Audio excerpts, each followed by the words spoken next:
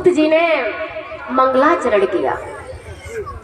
अब ऋषि जनों ने प्रश्न किया कि आपने गुरुदेव आंखें बंद करके किसको याद किया?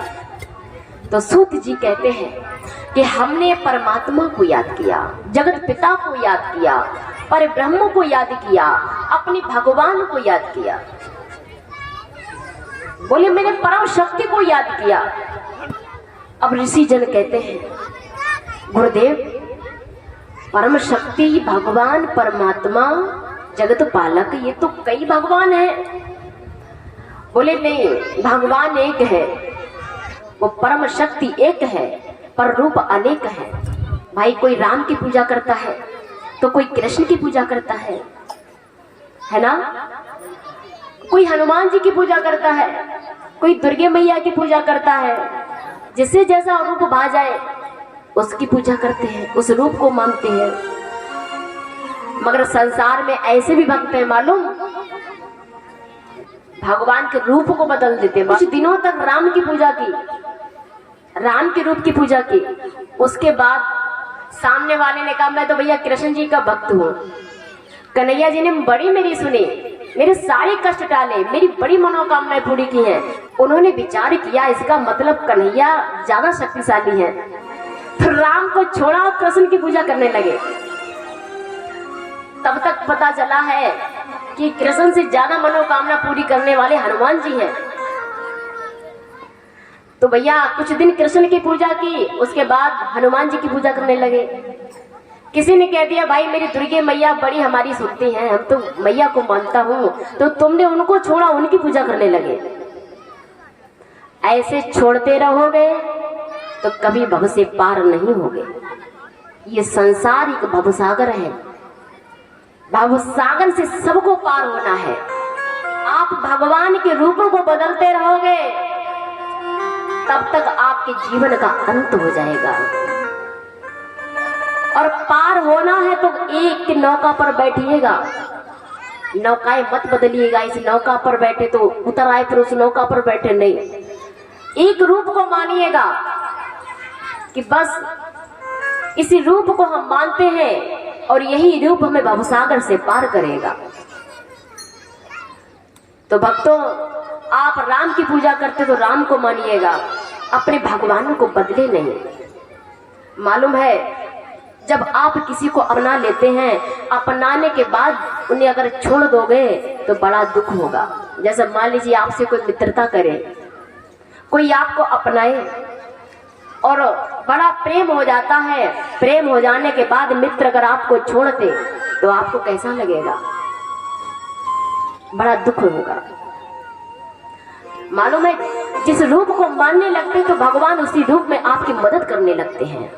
मगर लोग क्या कहते मालूम, जरा भी कष्ट आ जाए, संकट आ जाए तो कहते मैं इनकी इतनी पूजा करता हूँ, इतना मानता हूँ, फिर भी हमें संकट, हमें दुख, हम नहीं पूजा करेंगे, छोड़ देते हैं।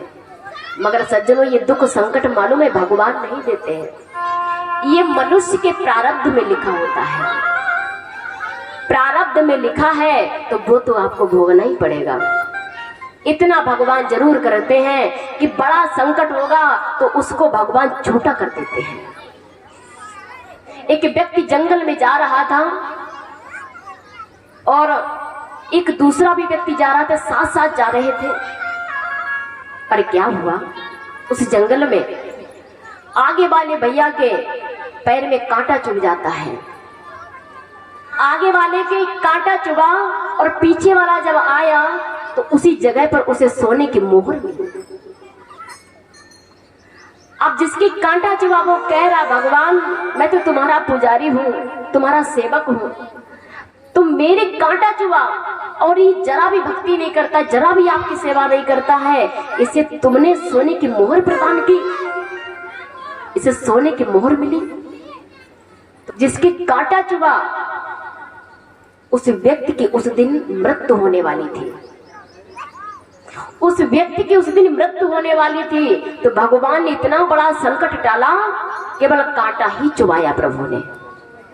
और जिसे सोने की मोहर मिली वो एक राजा बनने वाला था।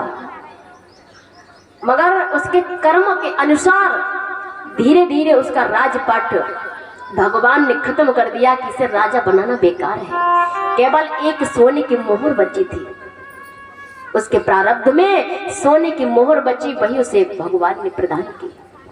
तो देखिए, भगवान ने मृत्यु को टाल दिया तो कभी ये मत समझें कि भगवान ने हमें इतना संकट दिया तो हम भगवान को भूल जाएं।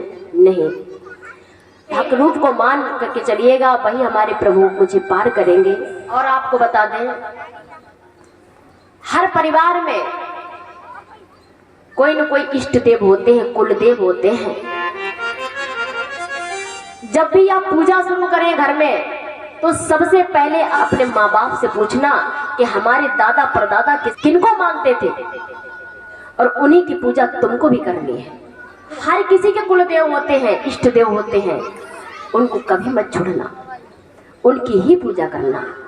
हम तुम्हारे थे प्रभु जी, हम तुम्हारे थे प्रभु जी, हम तुम्हारे हैं, हम तुम्हारे ही रहेंगे, ओ मेरे प्रियतम। तुम्हारे थे प्रभु जी, हम तुम्हारे हैं, हम तुम्हारे ही रहेंगे, ओ मेरे प्रियतम।